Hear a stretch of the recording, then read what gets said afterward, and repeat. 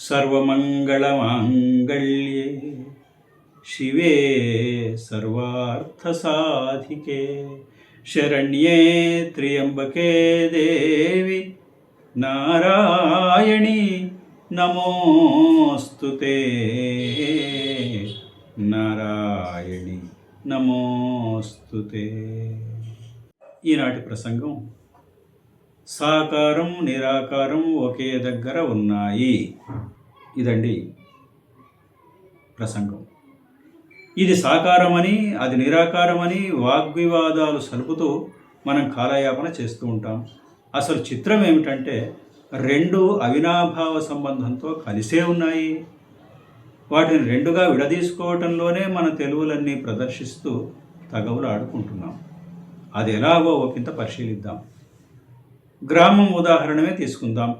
గ్రామం అంటే అనేక నామరూపాత్మకం, మనుషులతోనూ వస్తు సామాగ్రితోనూ చిన్న పెద్ద ఇండ్లతోనూ నిండి ఉంటుంది. ఇదంతా సాకారం.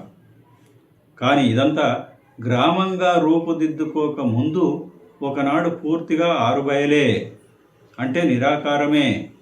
అక్కడ ఏ మనిషి ఏ వస్తువు ఏ ఇల్లు లేదు కదా. అంటే నిరాకారంగా ఉన్నదాని మీదనే ఆధారపడి సాకారమంతా రూపుదిద్దుకున్నది. ఇప్పుడు ఈ గ్రామం పూర్తిగా ఏ కారణం వల్లనైనా మాయమైతే అక్కడ ఉండేది మళ్ళీ నిరాకారమే. ఒకడు ఉద్యోగం లేకుండా ఖాళీగా ఉండడం నిరాకారం. తర్వాత అతనికి ఉద్యోగం వస్తుంది, అది సాకారం. అతడు పదవీ విరమణ తర్వాత మళ్ళీ ఖాళీగా ఉంటాడు, అంటే నిరాకారంలోకి వెళ్ళిపోతాడు.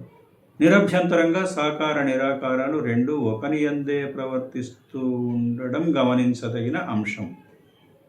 అంటే రెండు ఒకదానికొకటి వారిసుగ్రీవుల్లాగా విరుద్ధమైనవి కావని, ఒకదాన్నొకటి అంటిపెట్టుకొని ఉండేవే రామలక్ష్మణులాగా అని తేలుతున్నది. మరో ఉదాహరణ, మనం కూడా జీవించి ఉన్నప్పుడు సాకారులముగా ఉన్నాం. చనిపోయిన మరుక్షణంలోనే మరో గర్భంలోకి ప్రవేశించడం లేదు కదా. ఆ మధ్యకాలంలో పాపపుణ్యాలు, స్వర్గ నరకాలు, లెక్కలు తేల్చడాలు గట్రా ఉన్నాయి కదా.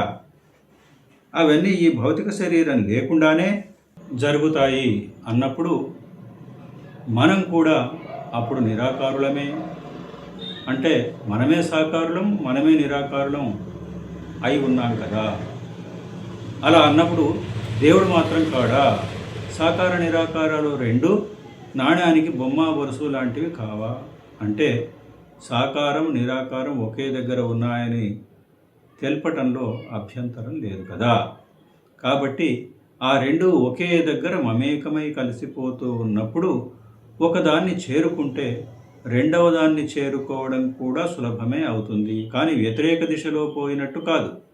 అటువంటప్పుడు ఇది గొప్పది అది తక్కువది అని భేద దృష్టితో మనం వాదోపవాదాలు చేసుకోవడం నిష్ప్రయోజనకరమైన పని కాదా?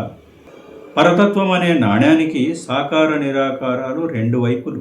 ఒక నాణ్యాన్ని సంపాదించుకుంటే నాణ్యం యొక్క రెండు వైపులను సంపాదించుకున్నట్టే అవుతుంది.